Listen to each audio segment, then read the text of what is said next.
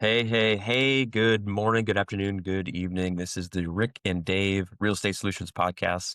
I'm one of your hosts, Dave Stein. I am a real estate agent, real estate investor, work in financial services, wear lots of hats, and try to find the time to fit them all in. I'm joined by my co host, Rick. Hi, everybody. Rick Bain here from Enterprise Services. I am a commercial money lending partner, and I'm delighted to have Joseph Cohen here today. How are you doing, Joseph? I'm doing fantastic. Thanks for having me on, guys. So tell us a little bit about. Now I've got your bio here, but I always like to hear it from you. Tell us a little bit about where you're from, what you're doing. Yeah, happy to. Yeah, Joseph Cohen, kind of serial entrepreneur, leader. I like to call myself inspiring leader. I have a brand I'm building known as Joe Cohen Inspires. Really derived around, inspiring people to perform at their highest level, whatever that looks like. Nobody has to be like us, people in real estate to perform at a high level. I think I get a lot of inspiration from, Simon Sinek, and I get a lot of inspiration from other different types of people that are in. Um, either a corporate career or in the entrepreneurial world. They just, the one thing I find commonality with a lot of people is that they don't just leave themselves behind. They don't count themselves out. They just keep moving forward, whatever that looks like. And sometimes there are people in the world that, take a diagnosis, for example, and consider that as the end of the world for them. And I have a diagnosis known as polycystic kidney disease. It's a genetic disease that slowly progresses and declines the renal function in your body. And one could say, and I probably have felt this at one point, my life is over. Mm, yeah. you know, but I decided at a very young age that that wasn't going to be the case for me, and I was going to do everything I can, one, to not be a burden to my family directly, my wife specifically, if I'm ever ailing from this disease. Two, I want to be able to show people that even though you have something like this, like a diagnosis, maybe it be cancer, maybe it be something else less fatal, that you can do whatever you put your mind to, regardless of your diagnosis. So that's why I come up with the Inspired brand. So, And Joe, you I, know what? Oh, go ahead, Dave. I was just going to say, we've been talking about, just before we started recording, we're such in parallel universes. Um, all three of us are part of Pates Morby's Sub 2 community. Hmm. All three of us are in that creative real estate space. You and I are both licensed real estate agents. Yeah, Uh, Rick also has a coaching platform that he is a part of that he's yeah, working to build. You and I just recently joined in the financial services community. correct. It's so wild how all of these different parallels are kind of colliding together. And so I'm super excited for this episode. Yeah. But I wanted to kind of to build on what Rick said. Where did you start out and how did you get to where you are now? If you can summarize that. Yeah, in a good summary, really it came from not being a college graduate. I actually went to college multiple times, but I only went specifically to accomplish something direct that I needed for. For example, I wanted to be a firefighter, so I only went and got my EMT certificates so that way I can, get on a rig, right? But after that didn't, pan out, it was, well, now what? Right. And I've always been a person who has had the gift of gab. Right. And so I started out at a very young age, just kind of pounding the pavement, door to door sales, over the phone sales. And so fast forward to when I was 21 years old and kind of looking at what am I going to do as for my career, the only thing that came to me was a sales career. And so I started in the real estate industry. I answered an ad in the newspaper at the age of 21, turning 22, and it said, we will license you. And I'm like, oh, okay, let's go to that, right? And so I went to that, and what's funny is they interviewed me for like maybe 10 minutes, 10, 15 minutes, and then they get, okay, now you get to go prove yourself. And they gave us a stack of like old leads and call these leads, and if you get one appointment, if you get one appointment out of this, you're in the licensing program. Well, Huh. I used all of my door-to-door sales experience, telemarketing skills, and gift of gab to be able to get 3 appointments that day. And they were just like over the moon. They're like, nobody's ever come. That most people walk out of the interview when they say they have to, make those phone calls, right? So you're sitting in here, you made 3 appointments for us, you're in, right? And from that point on, I was in real estate. I was doing loans and real estate, and then in my first year, I made $50,000, and I was like, oh my gosh, that's more money than I made in all three of my jobs put together. You know what I mean? So I was like, I was hooked. And then you I built a career in really the loan side of the industry, and then moved in 2008. I moved into the insurance industry.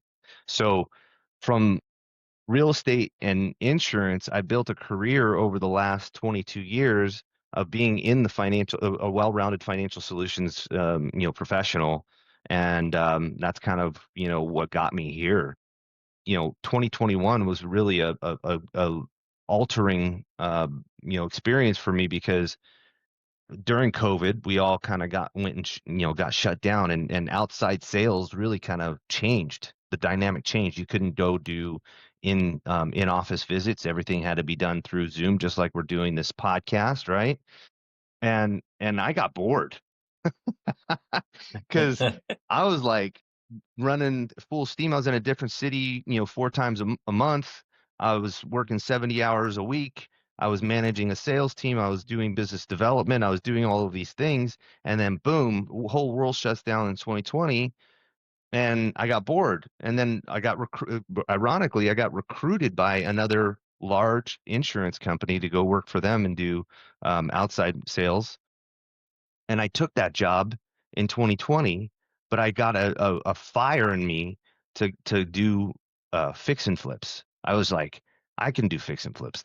How can we do fix and flips? Everybody else is doing fix and flips. So I started, training myself. I started kind of retraining myself, and it allowed me to, get into a mastermind with Tariq El Musa, which I don't know if anybody knows who that is, but he's the HGTV fix flip or flop guy with Christina Hack, was just his former wife, and then now he's doing flipping El Musas and all that kind of stuff like that. So he had a mentorship program that he developed in during COVID, and I bought into that. And in the first year, I did my first flip. And then year two, we did four full flips, and just started building and building from there. So I really got here by boredom and, school of hard knocks. Just, not, I don't, know how people feel about, college education in this podcast viewership, but it serves a purpose, and I do feel that there's value in going to that 4-year degree and accomplishing that, and making lifelong friends through that those years, developing your brain and things of that nature. And I completely am on board with some people going to that. But if you're not good at school, or if school just kind of bores you, you got to go out and take action and get out there and try stuff out. My dad was stuck at a job for 27 years, and then when that company closed their doors, he had nothing except for a pension, and it was a small pension. It's only like $650 a month.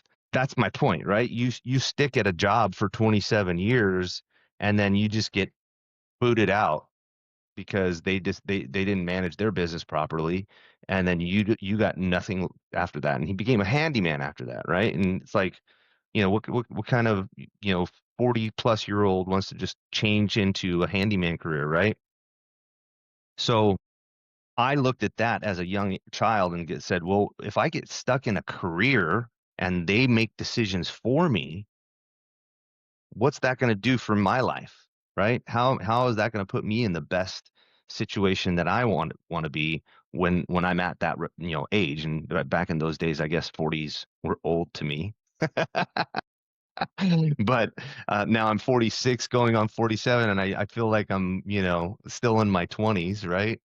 But ultimately, I looked at that and said, you know what? I don't want to be that type of person that just gets trapped by the system and then I'm left out hanging to dry at the end of it. So I'd rather go pave my own way, right? So You said don't let, something, Joe.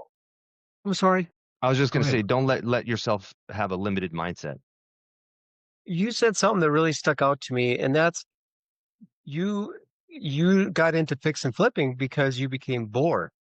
And something that me and Dave have touched on a number of our different episodes is fear.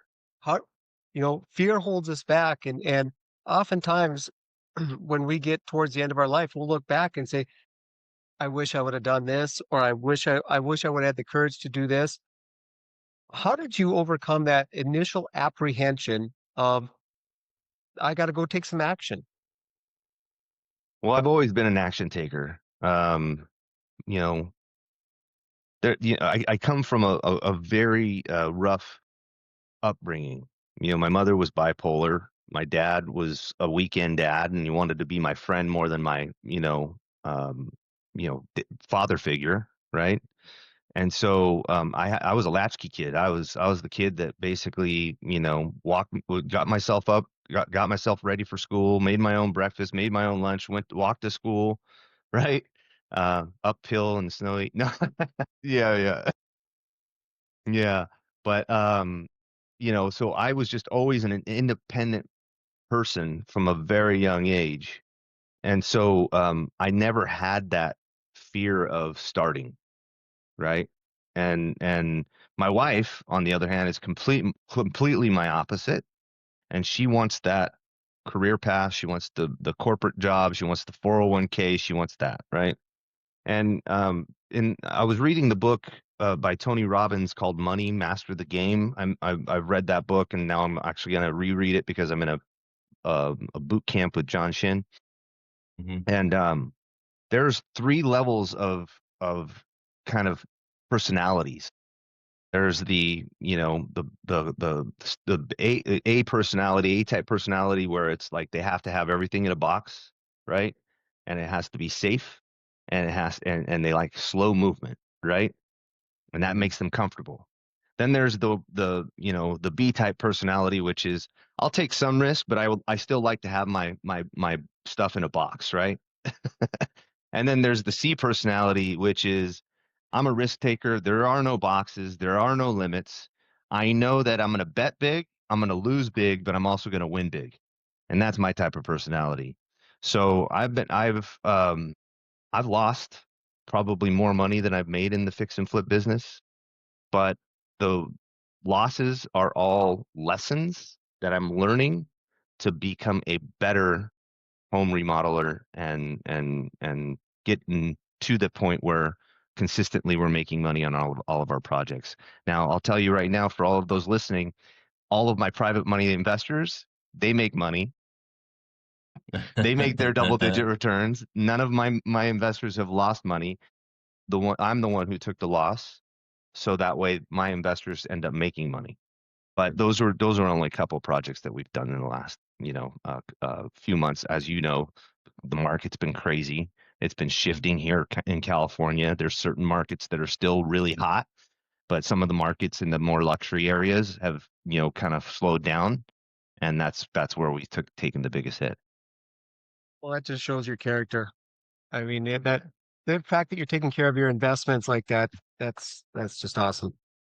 Yeah, I mean, reputation is the number one thing in this industry, and if we see it a lot in our sub two community, right? You're seeing a lot of those posts where these guys just aren't paying me back. These guys just disappeared on me and ghosted me. Yeah. Obviously they should have had a lien position or something in that would Right. protect their money. Yeah. But we're seeing a lot of that right now because the market is changing.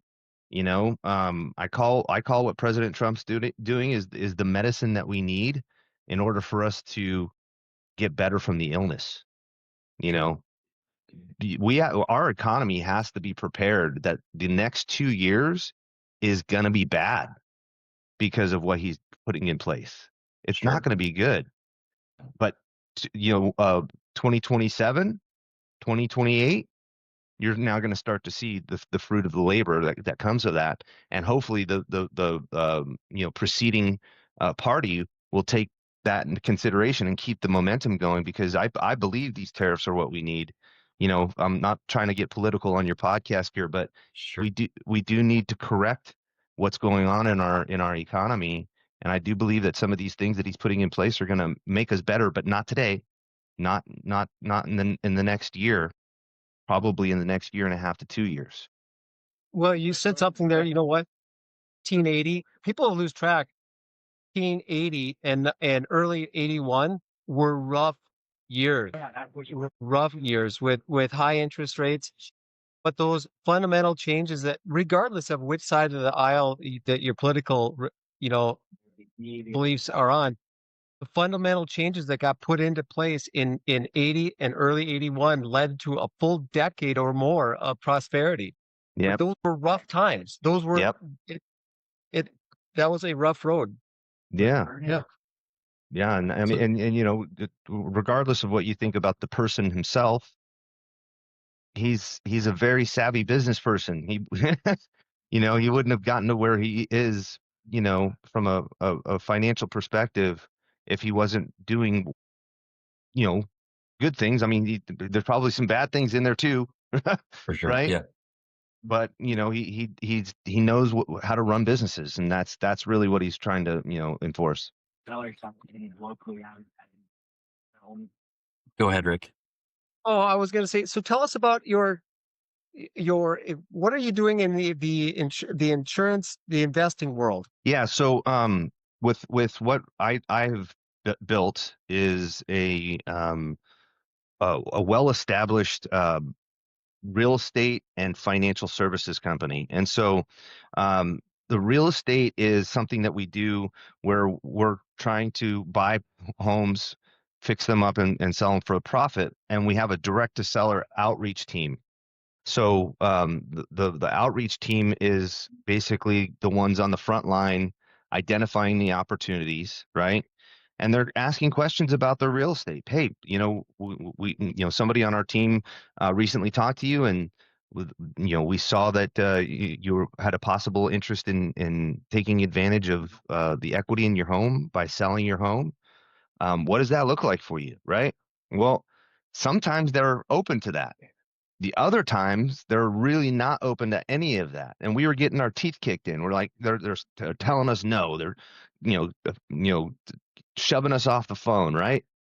But then I was thinking, because of my insurance background, what if there was a way that we can turn that no into a KNOW? They need to know more information about all of the financial services that we have available. We're not just calling to buy your house, although we would love to, right? Hmm.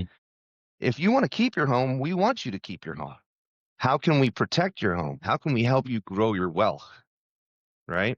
And that's what we've been offering our direct to seller, opportunities is, if you want to keep your home, that's fantastic.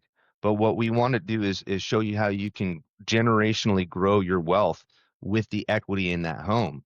And we run into a lot of people who are at the age that qualify for reverse mortgage. And what we'll do is we'll guide them on how they can access the equity in their home through reverse mortgage. Excuse me, my allergies are acting up. Um, we can guide them to basically take the equity in their home, move that money into an indexed universal life plan or an indexed annuity, and they would earn more interest on those plans more than what they would be charged on the annualized interest for that reverse mortgage. So I was just giving this example the other day to one of my team members who's now joining my company. She says, uh, aunt has a home that's paid off, but she's only living off of Social Security. I think she owes a small mortgage or something like that, 140,000 or something like that. And she says she's living off of Social Security and she's running out of money every month, right? Mm. And she's like renting out rooms in her house to strangers as an elderly woman in the heart of LA, Boy. right? And she's like, I want to leave this to my family, and my family's pressuring me to keep the home, right? Because they know that eventually that they're gonna have access to that house.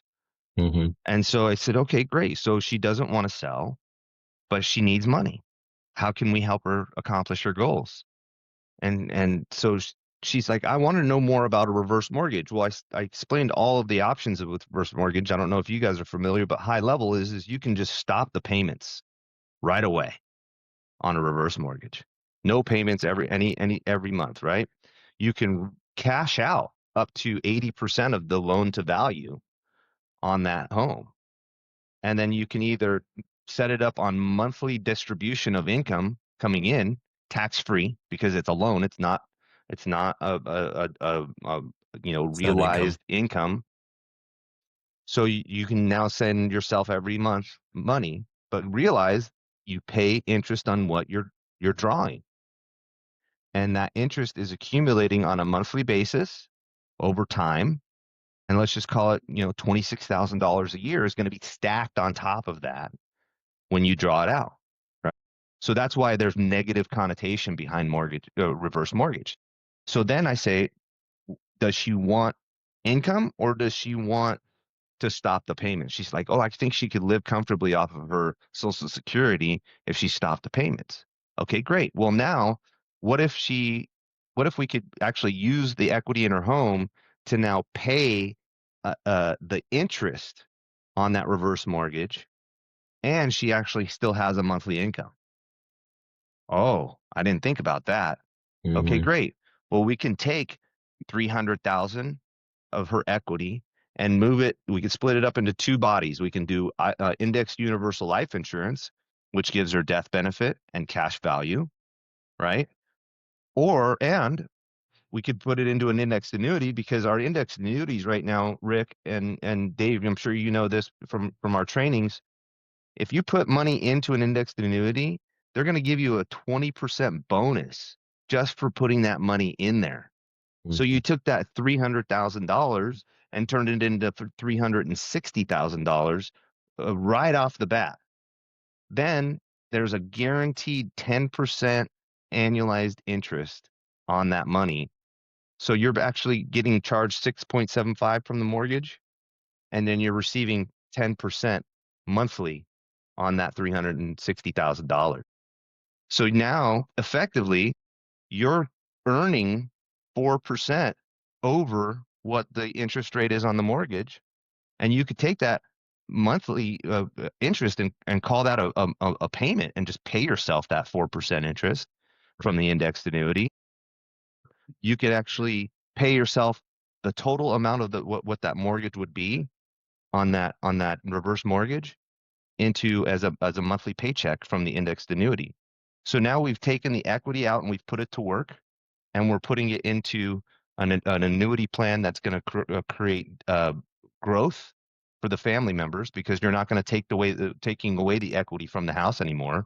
You now have it working over in an engine that's accumulating interest and growing on an annual basis. Right. She wouldn't even be able to draw out as much money that she'd be earning in interest every single month, right? So Right. by the time God takes her home, the amount that's in the annuity has grown exponentially, so where they can actually pay off any interest that was accumulated in the reverse mortgage. So now they own the house and they have the money in the indexed annuity that they're inheriting into their estate plan. Right. People don't think this way, Rick. Yeah. No. So a couple of things. Number one, quick disclosure: this is educational purposes, right? Each situation is different, so Yep. I'm not a financial advisor. This isn't financial advice. Yep. That's number one. Number two is you said something that I think is so key, and it's there's a tool that you can use for this situation. And I Hmm. think so often index universal life, sub two real estate, something that is outside of the norm of traditional just gets thrown to the wolves or said, this is a scam because it's not normal, it's not mainstream, but could be the right tool for the job that these people are in.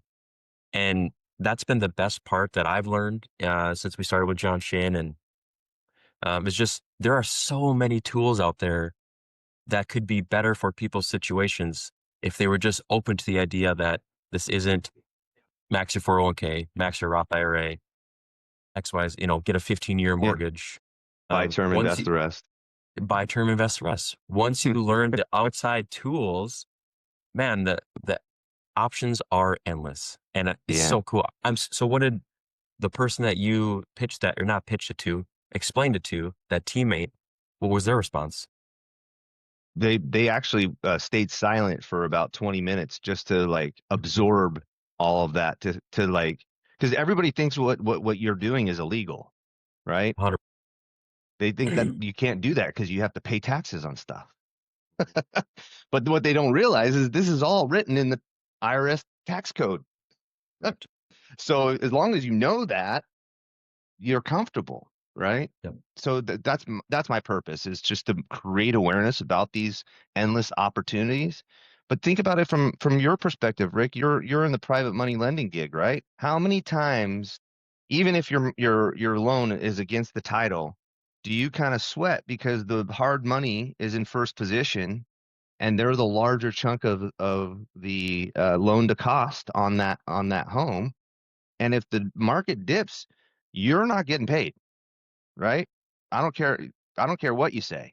I've been through 2008. I saw it. I saw it happen live, right?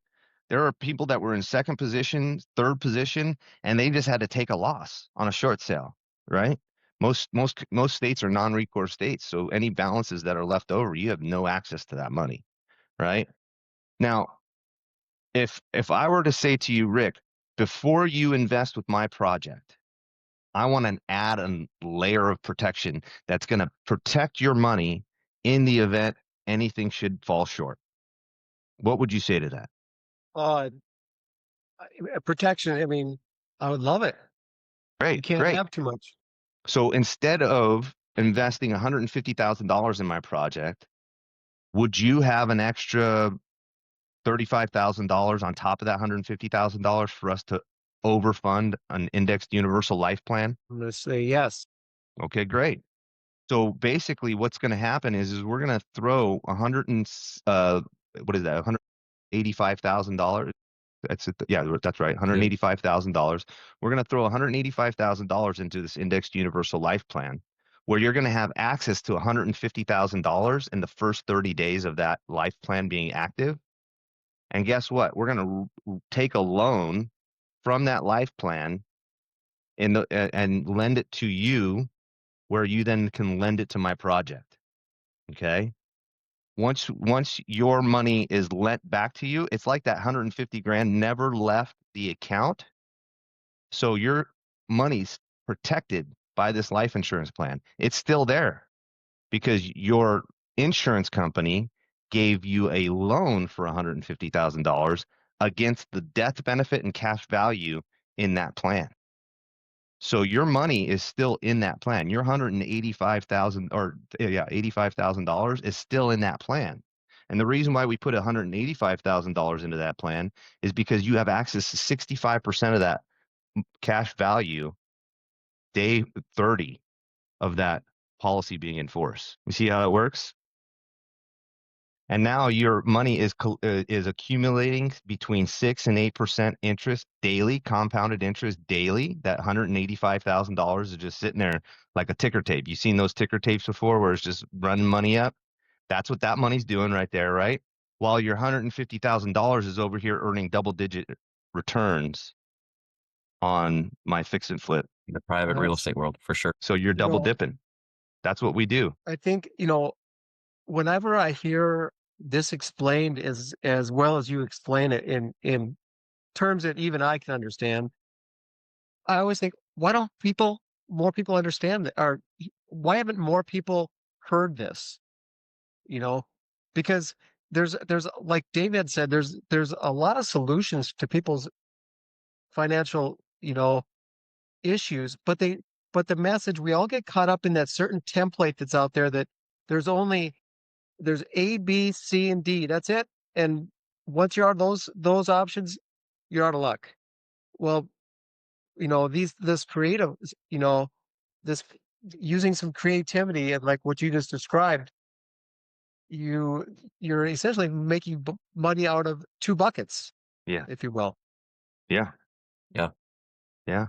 And the reason for that is because I don't sleep well at night when I have people's 401k money, self-directed 401k money sitting in my project. And I have a project right now that's not selling. You know what I mean? And I'm like over here going, man, I just need to make enough to pay back my lenders. I could care less about the money that I'm losing. I need to pay back my lenders. That's making me sleep, not sleep well at night, right? So I came up with this idea of making sure that all of my private money lenders going forward will now be rolling their money into an IUL before they invest. And have you ever bought trip insurance for your vacation? It's Yep. the exact same concept, right? Because let me tell you, we're going on a trip with this investment, and we want to make sure you got some protection in there just in case anything happens, right?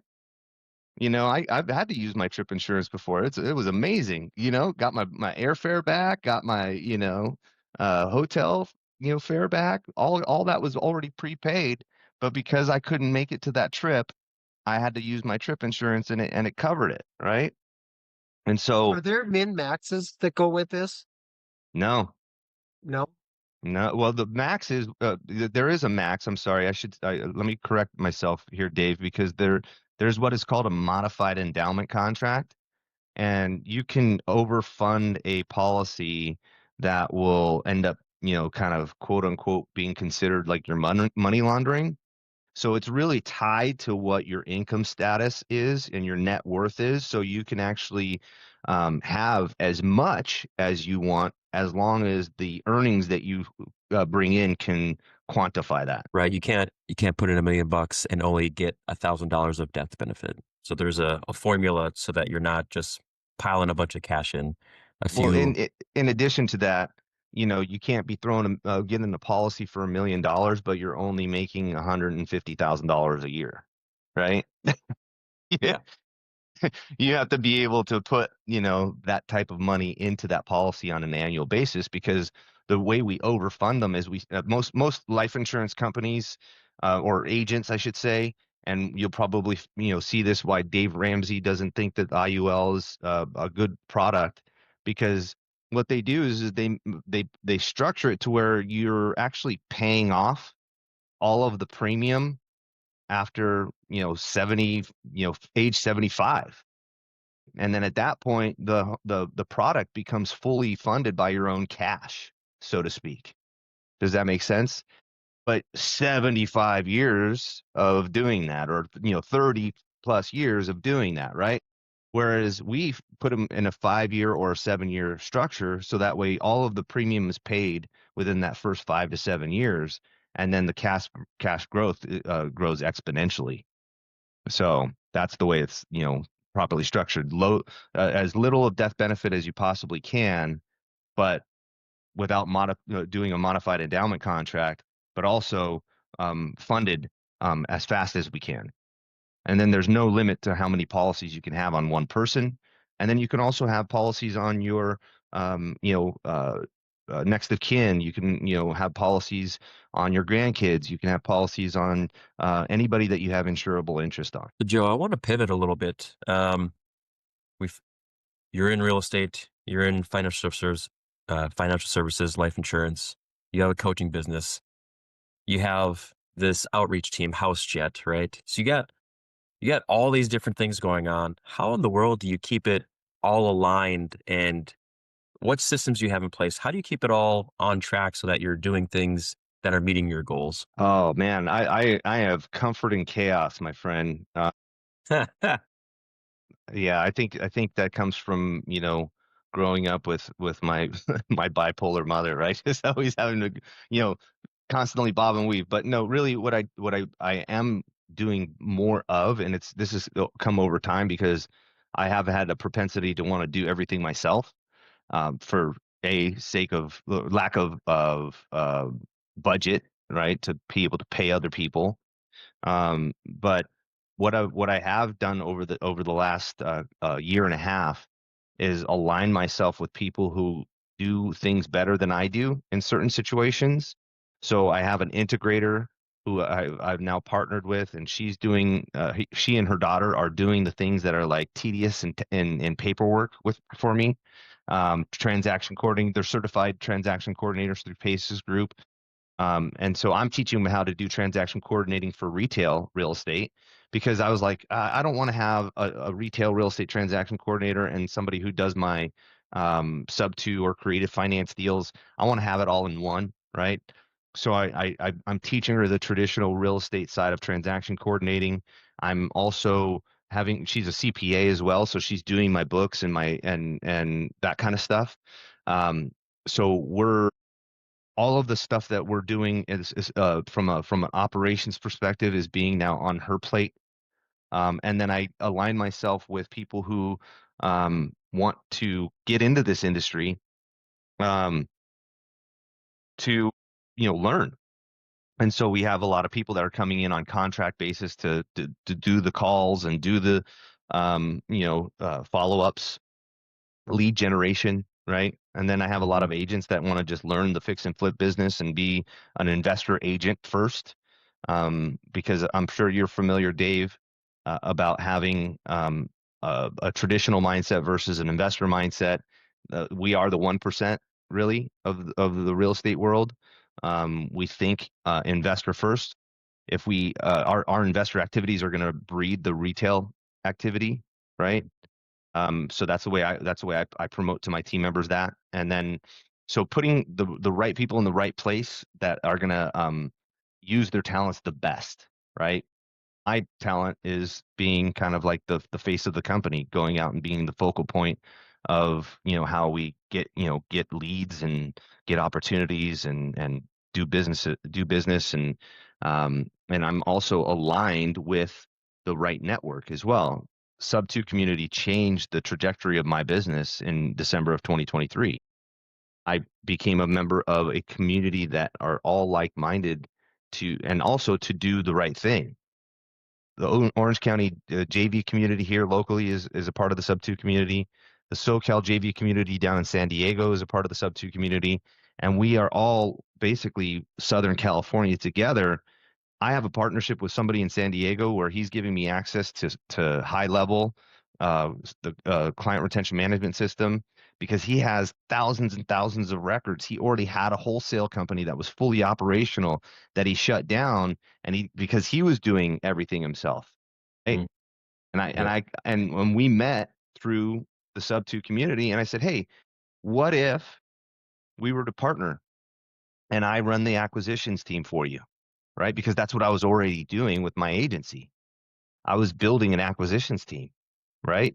So rather than me go out and find all of these products and get into all of this outgoing money, right? Because high levels, $300 a month for multiple, sign-ins, data, right? Skip tracing, virtual assistants, all of these things come with a cost, right?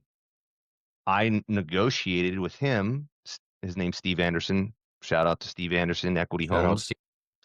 Um, that I would do sweat labor equity, right? Mhm. Get this thing up and running, and because I already had agents in my real estate team, I already have people gravitating to me to learn this business, so I can implement the strategies of a direct to sale operations through my leadership skills and put them in the right place, get that thing functioning, and then the retail real estate stuff comes. I have my transaction coordinator team, my integrator team doing the paperwork for those things. And then I have people that on my agent side that want to host my open houses and get leads that way. So really, it comes down to putting people in the right place, using your leadership skills to manage everything and kind of be the puppeteer of all of that, and then do what I do best, which is be the extrovert in the group. A lot of people don't like to be the extrovert. I'm Sure. completely happy being out there and doing the live videos and speaking on stage and all of that kind of stuff. That's wild. Super, super cool too. And it's wild. Rick and I talk often about integrators and what does it look like to scale business. And Rick might have froze, or he's just not blinking at all. But at least on my screen, Same um, here. you just wowed him so much that he froze. Joe, this has been incredible. You're doing a lot. We're in partnership together as part of Oxyanta Financial Partners. We're in sub two together. I'm curious though, as you, two more questions really. What do you see 2025 looking like as far as real estate world? And then the second question would be, how do folks get a hold of you? Yeah. Well, I think from a real estate perspective, oh yeah, he's going to come back on. Yeah. From a real estate perspective, I think it's an unbelievable time to be in real estate right now. Specifically in my market, California, we get the World Cup coming in 2026. Right. we Yep. we get Dallas, look out, because SoFi messed up on our specs for the stadium, so we actually can't host the final anymore. So it moved to Dallas. Oh my gosh. Um, but that's still going to bring a lot of people here, right? Because we got SoFi here, and then we have the Olympics in 2028, Hmm. and all of this money is being pushed into California right now. I Yeah. mean, there's billions of dollars being pushed Literally. into California right now Yeah. for gentrification and revitalization, right? And so what that is going to do for my specific real estate market is it's going to increase vision and awareness to this beautiful state that we live in, regardless of the politics and all of that stuff. Yeah. On average, we live in 72-degree weather here, and I'm pretty sure from where you're standing right now, you know, That that's sounds pretty lovely. nice. Yeah. Yep. Right? That sounds lovely. Yeah. But there's going to be some markets that get really impacted by what's going on in our government. And I do think that there's going to be opportunities for people to strike on some leveled out. I don't think there's going to be a dip. I don't think there will be another 2008, if Yeah. ever, but for a very, very long time. Yeah. There is going to be a correction. We already experienced a correction, Dave, in 2023, Yep. right? Agreed. We had that little dip, right? Instead of 30% increases, we went down to 8% increases. Right. Wow, that's amazing. Yeah. Yeah. People don't pay attention to that stuff, Right. right? See the big swings, not the They not the be subtle ones. You got it. And so will what Trump is doing bring down mortgage rates? Absolutely it will, right? But cost of building is going to go up. The cost of materials are going up because of Right. these tariffs. And that's going to freeze new construction, right? That's going to Right. slow it down at least, right? Yep. And if we're not building enough homes for all of the buyers that are going to be in the market with the low interest rates, what does that do? Creates another shortage. You got it. Yep. So for a very long time, I don't see us experiencing a dip, but I do see us maybe kind of plateauing a little bit, getting down to some, no more $100,000 over asking price, or no, uh, $50,000 over asking price. I'm already seeing it in my market. People are asking for buyer's agent compensation at asking, and seller credit for closing costs at asking, right? Instead of pumping up the number a little bit. So that's normal real estate, wouldn't you agree, Dave? Yep. And it feels weird.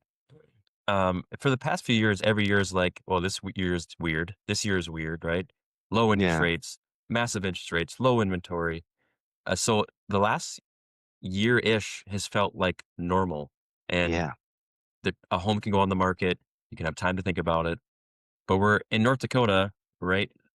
We're very seasonal here. We're starting to ramp up for our busy season, and you're starting to see like a home. I just wrote an offer this morning, multiple offer that went on a couple of days ago. So Hmm. I th- I think those quality homes, because we still have a kind of a shortage, those quality homes will go fast, and the other ones, especially the ones that maybe are more right for our investors, are Yeah. sitting about a little bit longer. Yeah. Yeah. I mean, when I first came into this industry back in 2001, it was common for 60-day escrows. You had to prepare, I'm sorry, 60-day on market. You had to actually prepare people for the 60-day on market.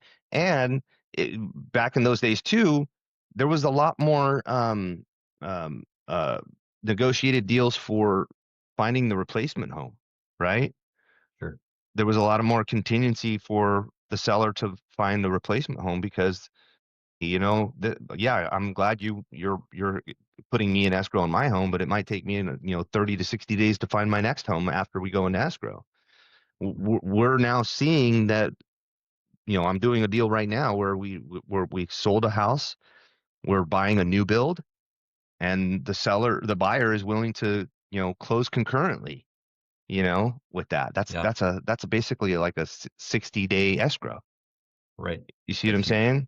Yeah. That's real estate. No more pressure to get out. You know Right. what I mean? Right.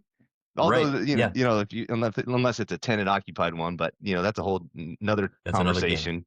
Yeah. But ultimately, I think that we're getting back to regular real estate practices, Yeah. but there'll still be the normal increase on an annual basis. Maybe it's not going to be 17% in a market, or like in Phoenix, 35%. What craziness that was.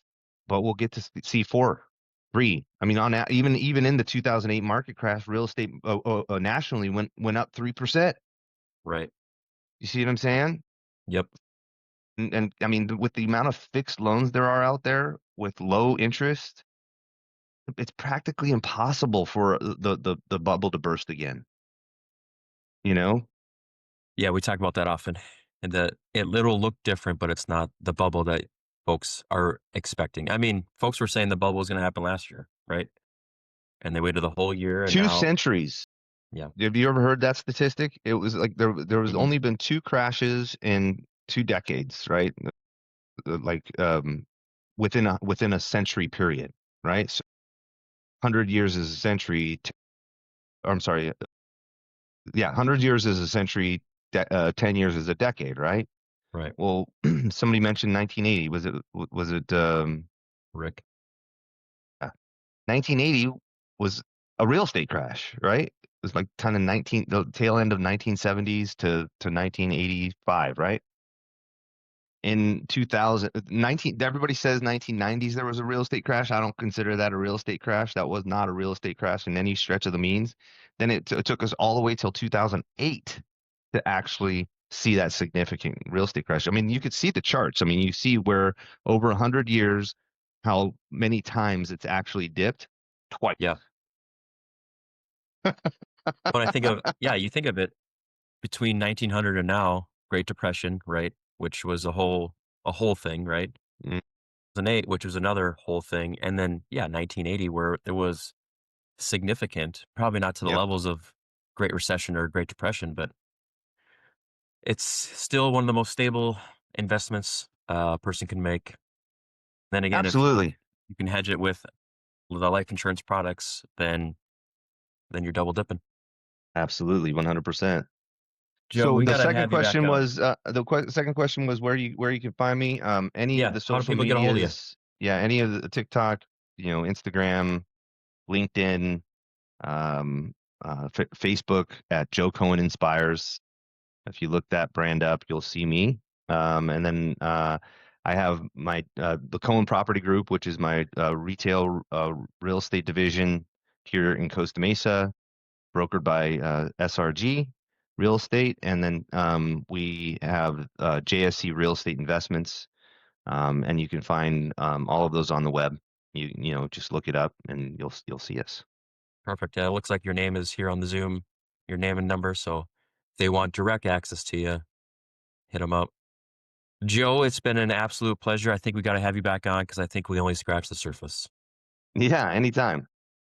It's been an absolute pleasure. Again, Dave and Rick, Real Estate Podcast. Rick, you just wowed him so much. I think he's getting ready to call you for an IUL. Yeah, no doubt. Anyways, take care. We'll talk to you later.